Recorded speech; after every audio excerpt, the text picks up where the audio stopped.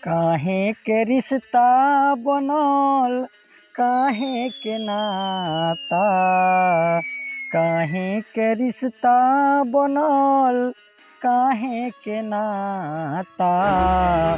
दुनिया के रीत प्रभु जी गड़बड़ बुझाता।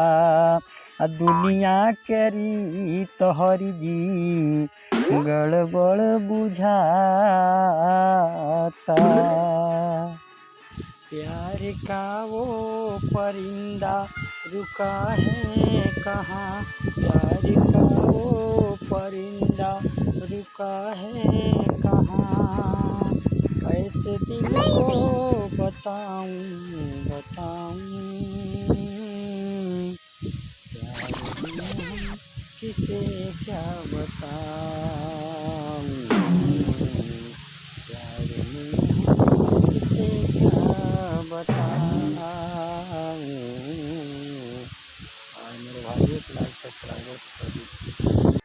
कुदरत के खेल निराला रे भाई, कुदरत के खेल निराला, कुदरत के खेल निराला रे भाई, कुदरत के खेल निराला। बाकी सब बेकारा है भाई, कुदरत के खेल निराला।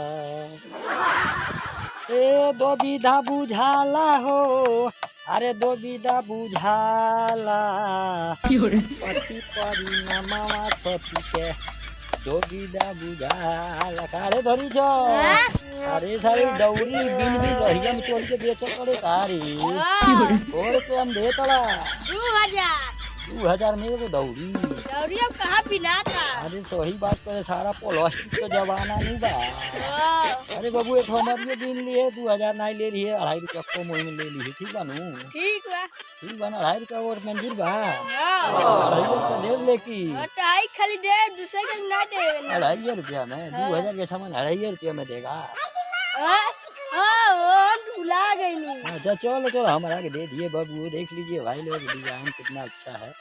आप लोग भी इस पर धरीसन कर कमेंट करके लाइक सब्सक्राइब करके इस डोरी को खरीद सकते हैं पार्सल में। भाई मेरे औलाद को नए जूता और कपड़े में देखकर अपने पुराने पहनकर खुश रहने वाला वो है हस्ती।